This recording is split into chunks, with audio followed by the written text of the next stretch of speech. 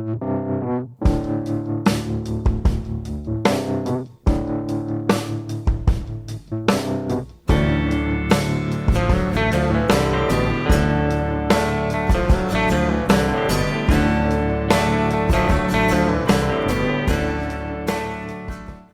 is Mr. Cody Walker. I want to thank you so much for coming on. Me and Cody are old friends.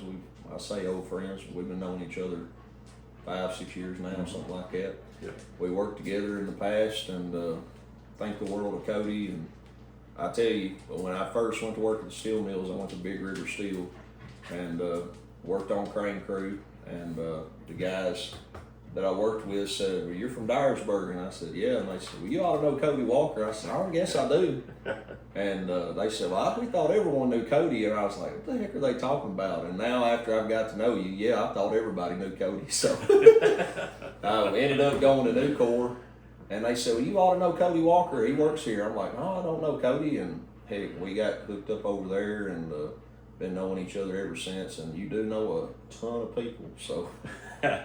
But I do. Anyways, no, it's been a pleasure knowing you these years that I have. And you had a son that was my age. I didn't realize that's who your son was, that you was his daddy. Yeah. Me and Peyton graduated high school together, and just, I don't know, man, we've had great times knowing each other and working together. And then I decided to run for commissioner. I felt like God was leading me on that path, and so I prayed about it. I made the leap to do it, and then come to find out you're running for commissioner too. And I'm like, it's like our paths just keep crossing, you know. It does. It's wild. So you never know. I mean, we may end up serving as commissioners together, which would be great.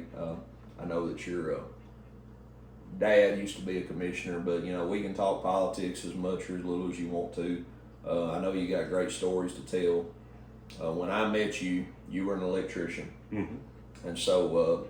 Why don't you tell me and our guests, even though I know some of this already, why don't you walk me through how you became an electrician in the first place, what led you to get into maintenance work and doing stuff like that, which now you're doing something completely different. Maybe you can talk about that too, but why don't you just kind of lay out, you know, your journey through the trade and, you know, what got you to where you are now. We'll start there. Well, when I graduated high school, my mom and dad both were on a fixed income, disabled, and we had plans of me going to ITT, technical school in Nashville, and I knew that it was going to be tough. I had met up and started dating my wife now, 32 years, Heather Harrison, and when it come time to go out there, I went to Dyersburg Fabrics instead. And I was 17 years old, graduated early, because back then you could start school at 4. And so I went to work at the cotton mill and I started pulling rows. I always had to drive. My parents instilled in us, you know, work. It always would pay off. And so I worked and worked. And then I moved up to a job of inspector. And then from there, I started seeing the maintenance guys, and they would be over there, and it intrigued me. So I started getting to where I helped them out. And so I started out there, I went into being a mechanic there. And then when I would call the electrician up there on the machines, I'd watch them and I'd be asking questions. And my first electrician job that I got, and it was all self-taught, I went to Hewish. And I worked at Hewish for right at 9 years. Yeah. And everything with the PLCs, the robotics, the wiring, I learned there. Yeah. So all my trade I learned while working, Gotcha. doing it hands-on. Yeah. And it just led for, you know, went to different jobs trying to better, basically, if you're working for your money. That's right. And so every job that I was intrigued or tried to get was more money. That's right. And so every job that I left the position to go to another one, I was increasing my pay to try to help my family to give my kids, That's right. a good life. Yeah. And then thus led to going over to New Corps. That's right. And it's a dangerous job, but a lot of hard working men over there. Absolutely. It's hot and it's cold, and those guys deserve everything they get over there. Absolutely. And then some. Yeah, and then some. But yeah, that's cool how you laid it out. You really didn't get any professional training, I guess. You didn't go to trade school for it. I did not. And you just picked it up along the way, and there's another path to get into it besides just professional training for sure. Yeah. I'm big on the trades. I wish that it was pushed more for kids in high school and stuff like that. Everyone acts like that's something almost to be ashamed of if you don't go to college, which is just sad to me because I know a lot of tradesmen who are making a fine living for their family. Yeah. And I tell you, I'm way happier working with my hands than I ever would be working in an office somewhere, and that's just me. Yeah. And I know I'm not, just one guy like that. There's a whole bunch of people that are the same way. So I don't know. A lot of kids coming up, I wish that was more pushed on them to go get professional training if they can. And even if that wasn't an option for them for whatever reason, it sounds like, back when you were coming up in it, it's probably a little different than it is now, but I'd be willing to bet anybody who showed interest, who would work hard, who would be willing to learn millwright work, mechanic work, HVAC work, electrical work. I mean, there is a serious need for guys that are willing to do that kind of thing. And if you show interest and work hard, you ought to be able to carve you a place out doing that. Yeah. The hands-on stuff like sheetrock guys, electricians, it's a dying field. Absolutely. And that's why it's so hard to find them now, because everybody's pushing college, which I think everybody should have college if you got the opportunity, do it. But eventually the college jobs are going to run out. Yeah. And but there's always skilled labor that there's a lot of people that's made a good life and a good retirement off of skilled labor. That's right. And so it seems like less and less people are doing it, and the need is growing every day. Yeah. So I don't know. It just needs to be talked about more as a serious option besides college for folks that When I got out of trade school and I went to work at Big River, I had no debt for my schooling at all, and I started out making $100,000 a year. Exactly. I mean, what are you gonna do with that? I mean, college is good if you can go there if you want to, but a ton of people I know that did go to school or go to college, they graduated with a crap ton of debt, and then they're gonna be working for years to pay that off. They're making the same thing that you were making. And granted, I was working the swing shift and working those terrible conditions like you were talking about, but when you're 20 years old, 25 years old, it's worth, you can hustle like that in your 20s. Yeah. And, by the time you're 30, you got a good little chunk of change. And if you want to do something different then. Exactly. But, no, I mean, it's a great place for guys to start out is to get in the trade if they can, learn from guys around them. If they work with mechanics or electricians, just watch them and you learn so much just by watching somebody being there. Yeah. So, yeah. Anyways, I don't mean to riff on that so long. It's just whoever ends up watching this, I just really, I wish we had more stuff for the trades for young men and women if they want to do that kind of thing. But especially young men, it'd be a good thing for them to learn all they can. Even before my time in high school, they used to have a trade thing at Dyer County. I used to hear people talk about where 2 hours a day they would go out and frame houses. Yeah. and that probably led to a lot of contractors that's probably retired now. That's from, right. Getting them into the doing that. That's right. My papa, which he didn't graduate, he went to the 10th grade, which would have been around the year 65, 66, if I'm thinking right. They were doing that in the Pioneer subdivision at the time. Yeah. They were building houses, and Eugene Smith, he was my first guest on this show. He talked about how they were doing it when he went to school and they were building out somewhere around Rolling Meadows. I'm not quite sure, but it would be so good to get more involvement in that kind of thing right there. But could you imagine now high school kids? There's some of them I wouldn't mind working with me, but some of them I'm like, oh Lord. It's we give young guys a real hard time when they first start out. I think that's like a rite of passage. You know what I'm saying? Yeah. But at the same time, gosh, just anything would be better than forcing them to be pinned up 7-8 hours a day, writing, reading when they're already proficient in writing and reading. You know, a lot of it for me felt like it was just redundant. Well, it's a new age. You've got the phones that I remember wishing I had some way when I'd get stuck. I'd go back a couple miles to this pond I used to go to, and I'd get stuck and I'd have to walk out. And I'd give anything that had a cell phone then. That's and right. I was 15 years old. But now with today's technology, it's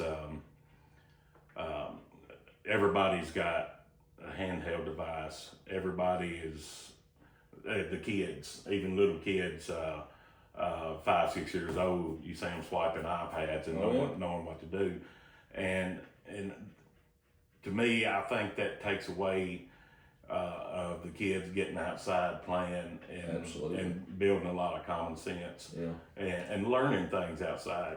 I'm not saying it's a bad thing. I think you should equal out and know both. But, that's right. But I love seeing kids outside playing, doing sports. I think it builds character. Kids learning teamwork. Yeah, that's worth a lot. It is.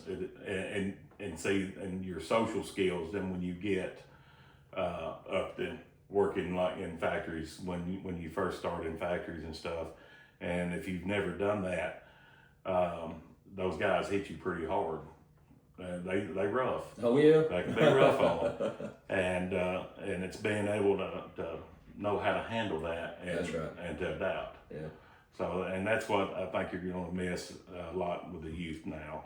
Yeah. Is that. Well, I remember when I went to work, the first industrial job I had was at Big River, and they found out I was religious, and it was like they were trying to see how hard they could push me, you know. Yeah. And I was like, guys, there ain't nothing y'all can do that's going to offend me or upset me, you know, whatever. But it is a culture shock. We coddle children, plumb up till they're grown. Yeah. There needs to be a place in there where there's more exposure to the real world. You know what I'm saying? I want kids to be kids as long as they can.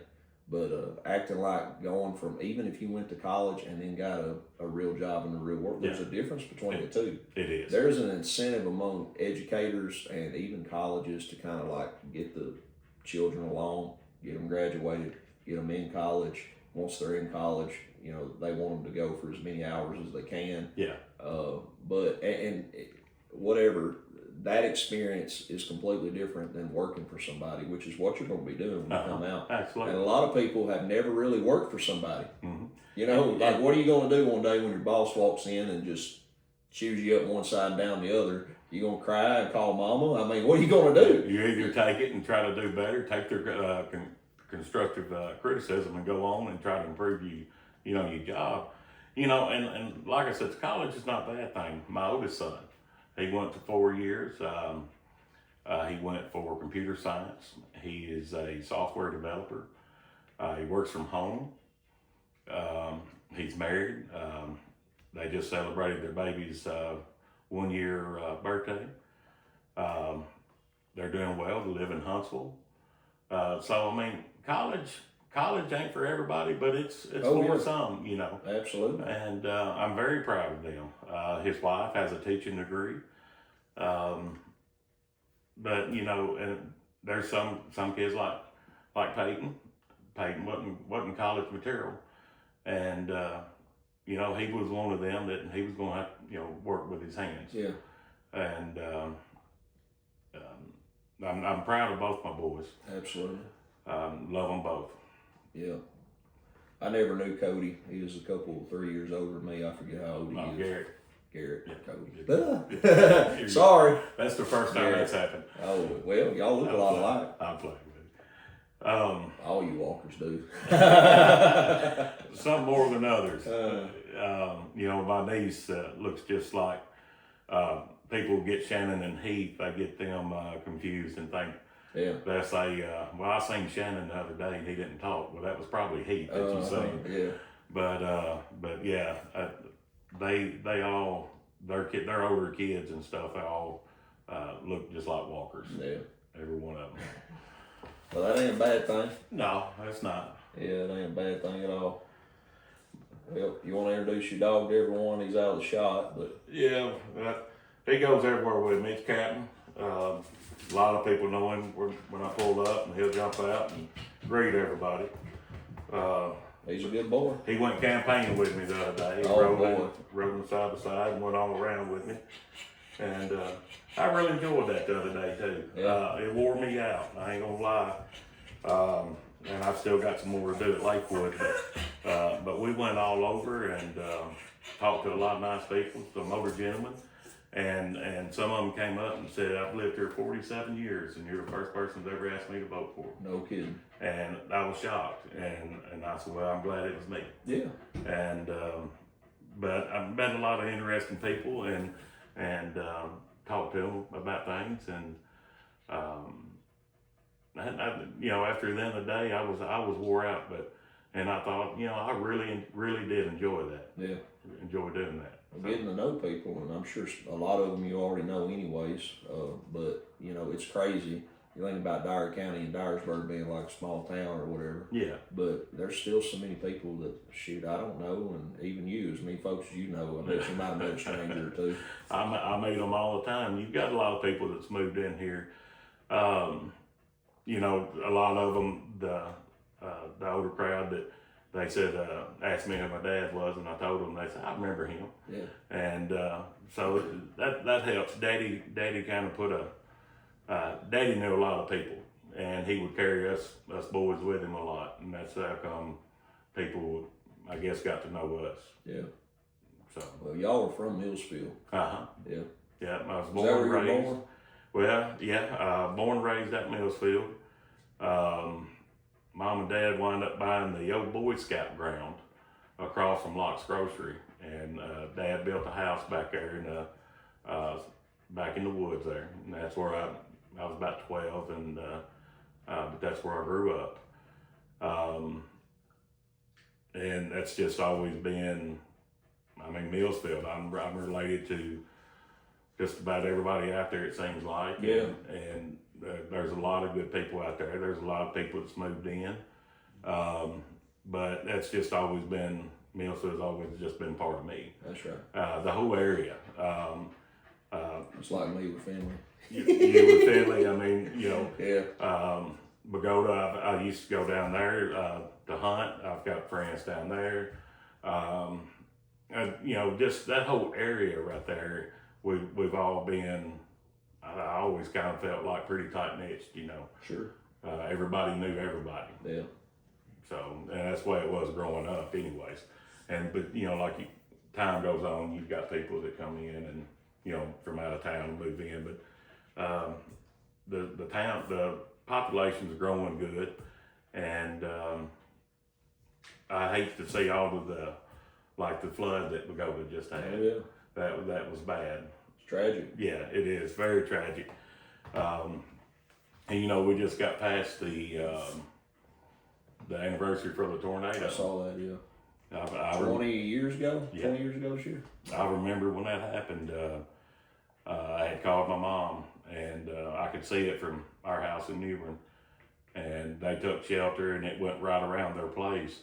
But as soon as it was over, I was out there, and we were, looking for survivors and everything. I was out there all night, and then went home just for a minute, couldn't sleep, got back up and went back out there for the remainder of the day. And we looked and looking for survivors, and it was a tragic event. You remember how many people passed away from that? Uh, It was several, a dozen, 10, something like that. It was 8 or 10 people, and it was. I'm not going to mention any names or anything, but there was a lot of them that we knew. Yeah. And but it was that was a bad event. Yeah. Over that. Just a tragedy. I Yeah. mean, what else can you say about it? It's stuff like that happens in life. God have mercy. When it happens to you, though, it's just different. Yeah, and I didn't even live in the district, but it was like I said, I was living in Newbern, and I was out there, and it was everybody in the community was coming out, and it was that was a bad thing. Yeah. But the floods also were terrible. I mean, and Yes. we are, which right about now is also the 15-year anniversary of the flood in 11. Yeah. Which, to give people who watch this video perspective, the house that me and Cody are in is 10 blocks high. Yeah. On top of a ridge, and so the water got into the vents. Did it really? It almost got into the house, but it didn't. You could open the vents and see the water in it. Wow. So, yeah, it's gosh, natural disasters. We need to do our best to protect from stuff like that, which obviously a tornado or something, you need to have a shelter if you can, or somewhere to go. Something like the floods, I've often wondered, which I'm probably going to be laughed to scorn by somebody when I say this, but you think about the Pagoda flood now. Yeah. You think about Richwoods. There's, I don't even know how many houses in that area that are. When I lived where I used to live on Miss Kelly Loop, we lived there 8 years. We saw backwaters, I think 3 or 4 years that we were there. Like, they didn't get to the yard, but you could see them in the distance coming. You know what I mean? Yeah. It was like, what the crap? I asked my grandmother. My grandmother lived right up the street from me, and they moved into that house in the early 80s, or it might have been 79, 80, 81, somewhere around there. So she's been there 40 years, 40 plus years. I said, how often have you seen the water before 11? And she said, we saw one backwater in 96 in the distance. Yeah. And then 2011 came, washed everybody out down there. And then, like somewhere around 2016 and through 2020, we had several waters right there, dude, where you could just see them in the distance. It's like, what's changing? Is it God getting us, judging us or something? I don't know. I don't think that's it. But it makes you think about, like, has something changed on the river? Has something changed where they, they do a lot of channeling, they put in rock dikes and stuff like that. Yeah. Is it affecting the way that the water drains now as opposed to how it used to? I'm real curious to know if there has been anything done that could have affected that, number one. And number two is it beyond the pale to even look into how we build some sort of levee system to protect people in those areas? Ain't no telling what it costs, but for folks who, they own houses in that floodplain that are, worth $100, $200, $300,000, some of them more than that. That's a lot of money in real estate that could just get washed away. Yeah. And I know they might have flood insurance, but my point is, I wonder if that's a question anyone's even thought about or really looked into. It would probably cost a ton of money, way more than I could even wrap my head around. I don't even want to take a stab at it right now. Yeah. But that's something I've wondered for Pagoda, because they're in a floodplain, and for that area in Findlay.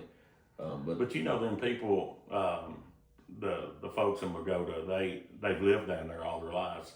And like one lady told me, she said, I've lived here for 30-something years, and the water has never got up on this side. And it got her this past flood. And it's tragic events, and it puts you out. But at the end of the day, she got a new perspective on life. She got hopefully nothing ever happened, but she got new flooring. Probably the wiring was from the 50s. She probably needed new wiring, and so those bad incidents that happen, they're terrible. It is terrible. But at the end of the day, now she's got a better house. A better house. Yeah. And I hope it never gets back up in our lifetime. That's right. But if it ever does, I promise you, I'm going to throw a political. Oh boy. I'm going to throw you a political out there. I can promise y'all this, that if anything like that ever happens, I will get you every resource and be down there with you to help you. Whether it's Nelsfield, whether it's Pagoda, whether it's Miskin, wherever. I can tell you, I won't be sitting up there not doing anything. I will give you every bit of the help I can give you. That's good. Yeah. I'm glad it worked out good for that lady you were talking about. It did, and very nice lady. Very. I sat there and talked to her that day for probably 5 or 10 minutes, and her telling me about the house and everything, and I knew some of the contractors that was working on it, and at the time Heather and I was building our house, and I didn't even realize, because I had so much going on, that the water had gotten up that high down there. Yeah. And until they told me. Yeah. And but then they were, the water had receded and they was already building back and stuff. But yeah, that's tragic. Anything like that is just tragic. It is, but that's why we have each other. That's why I lean on the Lord, and that's what a community is supposed to do in times like that, is to try to come together and help each other out. But it seems like folks, as times went on, just since what little while I've been around, I'm only 29 years old, but it seems like community is less and less than what it used to be. Oh, it is. Folks don't get together in person as much. They don't talk in person as much. We have devices that bring us together. We see people right on there who we never see in person hardly ever. It's such a strange thing to be in that way closer than ever, but at the same time, like we're drifting apart in the actual human interaction. Yeah. People. I mean, even and before COVID, my wife's family and I would grill out every weekend or do something, and my wife's family would come over, or some of my family would come over, and every weekend, or I try to do it at least twice a month. But now, I mean, I think it's really since COVID, where they wanted everybody not to get around each other, and I think everybody just kind of got set in that mode. Yeah. But no, it's like you don't have a community of neighbors anymore. It's just not the same. It's not the same. It is not the same. It's strange. It really is strange. But then you have something like a tragedy happen, and hopefully it would bring us together more. Yeah. Hopefully it doesn't take something too awful for us to kind of have a reset of community. You know what I'm saying? Yeah. It takes a tragic event for people to get together, and then you look back and say, you look back and say, there they go. What am I trying to say here? It's the community's there, but it takes a tragic event to get everybody to bring it together. Yeah. And that's we need more good reasons to come together. Yeah. We don't need to wait on a tornado or a flood. Yeah, exactly. The debate the other night. Yeah. That was my first time ever doing anything like that. Yeah, well, I thought you did good. Well, I appreciate it. I didn't think I did good. If I can't, I'm OCD about things, even, down to my work and everything. I'm OCD, and if I don't do the best at what I think I can do, it bothers me. Sure. And Mike Smith said something the other night about the term limits. Yes. And brought that up. And I have been really, really thinking about that. What did he say exactly? Well, he was asking if we were for term limits. Yes. Okay. And my answer was, yes, I'm for term limits. And I am. I think we all are at some point. And not some people. Yeah. I've talked to a few that are like, we have every 4 years we can vote someone out, which is correct. But I'm sorry, continue. No, you're good. That's why you've got that every 4 years when someone's in there, because like Mike brought up a good point about Road Commissioner Jeff Jones. Yeah. Jeff Jones went in. He's been in there all my life. I think he got voted in at the same time my dad got voted in his first time for commissioner back in the 80s. And Jeff Jones has done a fantastic job.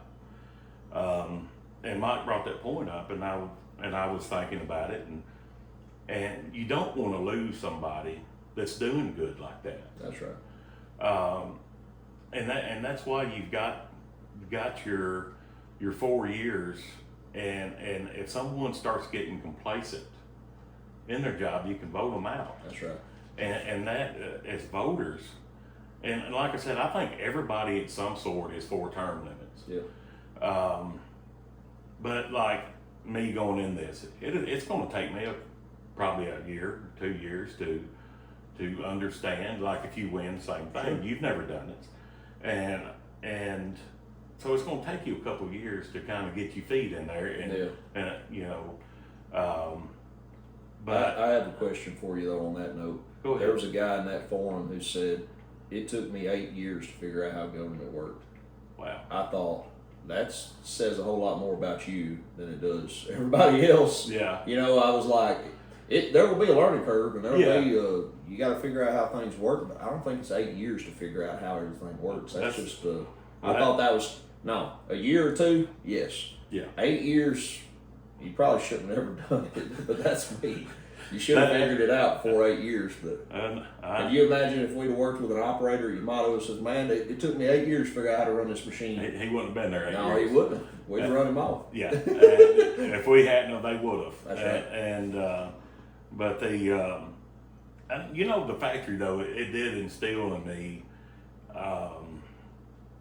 When I do any kind of wiring or anything to a house, when I go in there and people look at it, I don't want them to say, "Who did that?" Yeah. I want them to say, "Wow, who did that?" That's neat. That's nice. Yeah. And I've had inspectors come in and say, "Man, you wired this breaker box." He said, "That's phenomenal. Great job." And it makes you feel good because you know, it's your trade and that reflects on you. That's right. And the same thing with this, with me stepping up doing this, I'm going to do the best job I can do. And if I can't get done, I mean, there's a lot of ideas. One thing that I have said was, like you, at your house, you've got apps that you pay for monthly, $5, $10, and maybe apps that you don't even use anymore. That's right. And if you've got that, and each household has got that, say totaling up $50, $60 a month, what do you think the county government's got? Good question. I'm not saying, you know, it's just because you've been paying this money out for 35 years for this one thing. Look at it, is it benefiting anybody? Is it, and if it's not, then quit paying it. Yeah. And put it back to the Something else. Something else. There's nothing in the county hardly for kids to do. The city's got skate parks now and stuff, but not all kids skate. And it's just like there's got to be more for kids to keep kids active. Yeah. Around here, drugs are. If the kids are not active, then you're going to have somebody's going to introduce them in, and it don't really matter if they're active or not. To be honest with you, your kids will be offered drugs at some point or the other around here, and hopefully that whichever Jeff Box has done, he's done a good job on getting drugs off the street. And hopefully that whoever wins sheriff come in and finish the job. Yeah. But our kids, that's our future, and we've got to get the drugs out of Dyer County, Yeah. and we've got to get stuff for kids more, stuff for kids to do around here. Get them doing stuff. There's a lot there. So first, I agree with you on term limits. People have given me a hard time about, now road commissioner, county clerk, things like that. Those are office jobs that they're very skill specific. You would ideally want somebody who has been working for the highway department to eventually be the road commissioner. They already know the ins and outs. You want somebody who has worked or been experienced with the the county clerk to eventually be, the clerk's office to eventually take over for the county clerk themselves. Those are different than just commissioners, because the job of the CLB is to represent, your constituents, your neighbors. That job ought to be as simple as having a bead on your local community and feeling for their pulse is what they think about issues, and speaking on their behalf. Yeah. You really just need a good communicator for that role. It's not as skill specific as highway department and understanding how all the stuff works with that, or with Yeah. county clerk and understand how state law works for everything with that. Yeah. So, yeah, I mean, I like that you brought up what Mike said because it kind of come back to me while you were talking. I don't think it should apply myself to the road commission or to the county clerk or any office type thing that is locally voted on. Uh-huh. But commissioners, I do believe should. It's the kind of thing that should just happen naturally. If you're a commissioner and you've been there 20 plus years, you should be like, I have done my work and it's time to pass it off to the next generation. It should be the kind of thing where you look for someone who's up and coming, who cares, who will do a good job to take their place, and I hate to say the word groom them, but kind of show them the ropes a little bit, and take them under your wing and say, hey, this is how things work and this is why things happen this way and so on and so forth. But you don't see that out of commissioners. You just don't.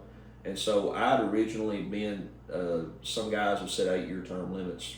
That's fine. Yeah.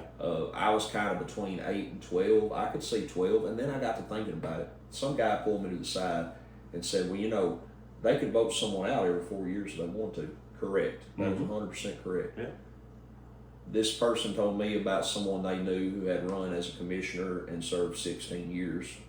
And then at the end of the 16 years, they said, I ain't running again. Well, people supposedly said, no, we want you to keep running. We want you to do it. And he said, no, I've done my time. I'm stepping down. And they said, what about a situation like that? And my thing on it is, that's wisdom on the part of the guy who was the commissioner. Yeah. He said to himself, 16 years is long enough. I want to step down and make room for somebody else to come along. Yeah. And so I got to thinking about it. I was like, well, what if we even made the limit 16 years? That seems like a long time. There's like 3 commissioners who wouldn't be able to run right now. And the next election, nearly half of them wouldn't be able to serve. Yeah. If it was 16 years. So Yeah. think about that. If people are serving and doing a great job, I mean, they're up for election. They could be voted out every 4 years. But if you legislated it, it puts a mandate on them to say, all right, I need to be looking for the next generation. Who's the next guy or girl that's going to come up and do a good job and fill my shoes someday? Yeah. But instead of that, it's like they just want to hold on till the bitter end. I don't get it. I mean, especially for what a commissioner does. If you're doing a good job, but like let's say Jeff Jones. I mean, I'm not trying to use Jeff Jones on everything, but Jeff Jones. I mean, we know he has. Miss Diane Moore. She's done a great job down there at the office. Over time, and I'm not saying everybody. And I misspoke the other night at the debate. I said corrupt, and I didn't mean corrupt. It's complacency. There you go. And it's being asleep at the wheel. Yeah. More than it is being crooked. It's just being tired. It's just being too much going on to be able to handle it. Repetition. All. Yep. Go in here and we'll vote for this when we get out. And that's what, to me, that's what you've got to. Well, you need fresh people. Yep. And I'm tickled. People were fired up about this election, and that's a good thing. And that's what you've got to do. If you want people out, I hear people calling me to the side and saying, "Well, you got a group in there that's working together, and they're just going to vote the same." Yeah. But then you see this post that says, "We've gotten 9 people in a group, a platform group, to vote." To take their place. So what you're wanting to do, you're wanting to vote this group out and put this group in that thinks like you do. And that shouldn't be the way it is. All it should be is whoever the people think is the best candidate. You can't replace a group with a group. You can, but you can. But then you got one group out, another group in. But what do you got? You need free thinkers. That's what you need. You need independent people, independently minded for each district that they represent.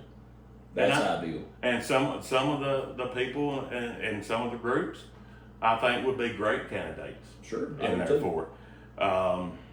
But I didn't want to be, a part of anything like that. I wanted to run my race, and that's it. Because I stand for me. Yeah. And I stand for, and everybody, anybody that knows me, knows that I'm not going to be persuaded on how to vote. If I get phone calls from the constituents and this is what they want done, that's who you put me in office. That's what I'm going to do. That's right. I'm not going to give in to this political group or that person. I'm going to vote the way my people in my district want me to. Yeah. That's who put you in there. That's right. And if they've got, well, like the other day, I'm not even, I'm running, and somebody brought up about the water, in which Donna brought it up at the thing. So I had made some phone calls, and I found out that the problem with that is that through state legislation, all that the city has to offer is 20 pounds of water pressure to your house. That's state regulations. Really? Yes.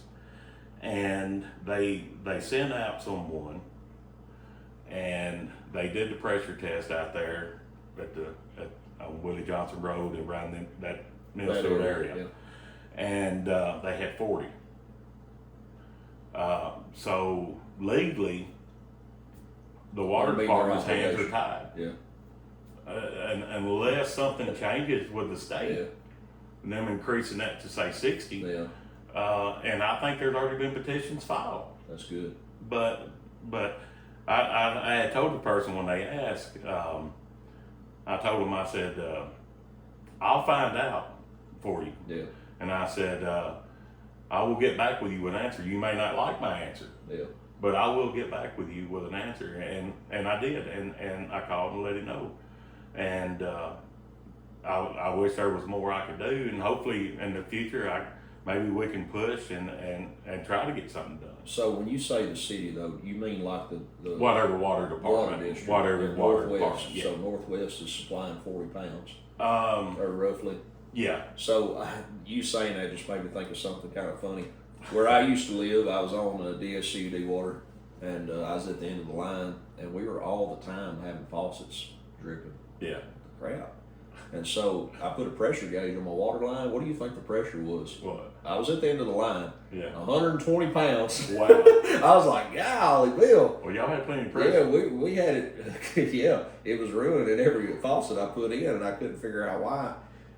You can put a regulator on your water, when it comes into your house, and it take care of that problem. But yeah, that's just kind of funny. Well, my mom, she was in a wheelchair, and I was married at this time. I grew up there. It wasn't good water pressure, and it's Newbern water is what that is out there. Oh, okay, my bad. But we put in a dishwasher for her because she was in a wheelchair, and so we put in a dishwasher trying to help her. And it wasn't even there wasn't enough water pressure to run the dishwasher. No kidding. Yeah, so she couldn't even use it. Dang. And but I know that the head of the water department, I know that he'll do anything that he can do in order to help the people out, and I think he's already been working on it. Yeah. So hopefully in the future something will get done and give him a hand. That's good. Well, it's a problem. It ain't just one water district. It's several different water companies are having issues. Whether it's they don't like me to use the word I want to use, so I'll just say rusty or irony. I got you. But you know the word I want to use probably. Yeah. They say it'll throw people into a frenzy. They'll be like, oh my God, but they're living in that water every day. You think they don't know about it? But regardless, whether it's leaks, whether it's, not having clear water or pressure, it is several water systems. It's a problem now, today. It'll take years, unfortunately, but you need leaders who are committed to seeing that thing through. Yeah. And really, you need I hate to use the word generation, but you need fresh people who will come on and make that priority. Not saying that the guys we have now are not, but I don't know. It seems like a lot of people with the hustle in them that are fresh could hit the ground running on something like that. But no, it's a big issue in my district. And shout out to DSCUD Water because they do work hard and they do the best that they can with the situation that they've inherited. So, I think that they need support or whatever it takes to get the people in my area good water, enough to please them and make them happy. Somebody who is elected needs to try to do everything they can for that. I've been told there ain't nothing that a commissioner can do for that kind of thing. But Well, that's what I was fixing to say. Until we get in there and get our feet in there to learn, that's why I haven't made any promises on anything, and because I don't know yet what exactly where our limits are on what we can make phone calls. I know I can do that. That's right. But as far as what we can do, I mean. Well, for instance, there was a big chunk of money that come to the county for COVID. I forget what the name of it was, but it was money for COVID, and it could be spent one time on whatever. And there were a bunch of projects that came and presented themselves to the COB. Like, you had to apply, check all the boxes to qualify, and then you could get the money. And there was a lot of crap about, well, why didn't our water district get that money? And come to find out, that wasn't even, they weren't there the night that you were supposed to apply it. I don't know. And that's not knocking the water district. I don't know where communication fell through right there. They might not have put it out in timely manner or something. You never know. But, somebody with the foresight to see, well, here's a chunk of money and this water district needs all the help they can get, they could have coordinated something. You know what I mean? Yeah. And so that's just one instance where, a commissioner can't do a whole lot, but they can, try to be as involved as possible, just showing it that they're for support, and that's not to say anybody now isn't caring or that they don't support. I know that they do. Yeah. But I'm fresh. I know you're fresh. Yeah. And we got hustle. People can say whatever they want to about us, but we work hard. We show up and do the best that we can. That's how I've gotten to where I'm at. I know that's how you've gotten to where you're at, is because, just like you said, you were young. It was instilled in you to work really hard. It was. And so, you've been blessed. I've been blessed. And a lot of that, I believe, good things come from the Lord. It's a lot of it comes from Him. But it's also how hard someone's willing to work. Yeah. Don't sit around complaining that things ain't going your way if you're not willing to get out and work. That's exactly right. Still now, now I've kind of transferred over to property management, farming a little bit, and blessed to have the opportunity to be able to do what we're doing. And I every day I work trying to, every day I've got something. I've got a list of stuff. Even up to next week, I know every day that my day is full. Yeah. And I'm running for this, and somebody told me, well, you don't have time. Well, I'm gonna make time. I'll add this in there. Yeah. But I do think that, I really do think that there needs to be some new ideas and some new people in there. Not saying that anybody that's in there has done anything bad. Sure. Could they have done stuff better? Probably. Yeah. But I just think that that it needs fresh ideas. And like I said, with any job, you got to get in there. You got to learn it.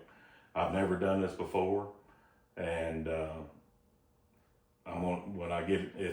if I'm elected, I will do the best job I can do, and I will support every constituent in my district, and even out in my district. If you have a problem, call me. That's right. And because he knows people. If I ever don't know who to call about something, all I got to do is call you, and then you hook me right up. I'll send you a number. Yeah.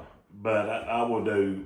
My heart is committed to this. There's other reasons too. I've got some personal reasons I'm running, and but it does this. I always said when I moved back in the district that I would run, and somebody told me not to say that, but I don't care. But I got married and moved out of Millsville for a while, but the district never left my. That's right. It's still home. Yeah, it's still home. And as soon as we moved back in, we got moved in actually this past year, and I had always said it, and I'm running. And if I win, I win. If I don't, I don't. It wasn't meant to be. God, that wasn't the path God meant for me to take. But I will do the best I can to represent the constituents of District D. All right, well, let's just transition here right fast. All right. Cody brought this neat little, what do you call these? Is it emailing these Well, out? I'm going to. It's postcards, and it's got my. I started a Facebook page. I saw that. I never wanted one, but I started one. It's got my phone number on it. It's got my Facebook stuff on, all my information on there, and it'll tell a little bit about me and what I'm kind of things I'm kind of represent. But I'm not just hoping everybody gets out and votes May the 5th, and because it's been a Republican primary, that'll determine who's going to be your next Dyer County Commissioner for District D, Position 1. But I really appreciate your vote. If I haven't made it to your house, I apologize. I've been trying to get around everywhere.